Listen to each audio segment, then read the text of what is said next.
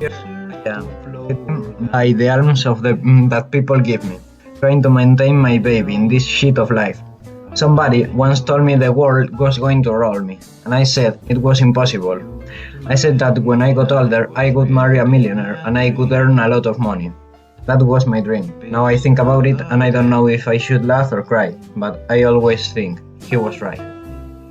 3 years ago, I worked in a factory in Detroit, screwing the wheels of the cars, and that was horrible. We produced 200 cars a day, more or less, but despite we sold a lot, we started to lose money, because we produced so much in comparison to what we sold that there was a huge stock on the old models that no one wanted or could afford. But I had a good life, until I started investing in stock exchange. I spent a lot of money, and not always I earned the money that I paid. And that made me go to the bank and ask for a credit to pay the rental of my house. And they gave me an enormous quantity of money, which I used to pay the rental and the food and all that stuff. And the best part I had was that I could start to get back the money in 1 year. But the actual problems started when I had to get back the money, because the quantity that I had to pay in the terms was nearly my monthly salary, and 2 months later I got pregnant. And I said that it would be a spark of happiness, but when he was born, my debt was nearly finished, and they fired me because my company didn't have enough money to pay all the employees. I always said that mass production wasn't a good idea, and all the money I invested was gone. Everything was gone. The great crisis had started.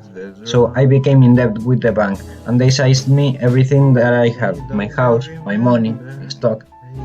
And now I'm here, taking care of my baby, in this Hooverville, with a lot of people like me. Some people say something about a plan to solve the crisis, something called the New Deal, which may consist in encourage the people to consume and invest more. And someone said that Roosevelt was about to create more employment in the public administration. Maybe I should try there. Full of that Yankee Doodle. Oh, say, why don't you remember I'm your pal? Brother, can you spare a dime? It's been a long day without you, my friend, and I'll tell you all about it when I see you again. We've come a long way from where we began. Oh, I'll tell